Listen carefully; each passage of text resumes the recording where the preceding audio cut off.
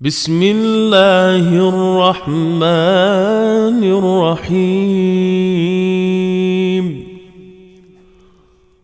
اللهم لا تؤاخذني فيه بالعثرات،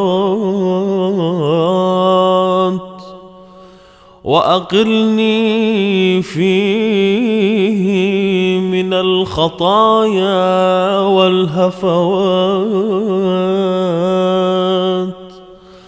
ولا تجعلني فيه غرضا للبلايا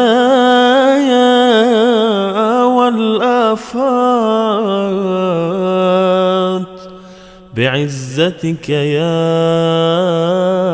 عز المسلمين.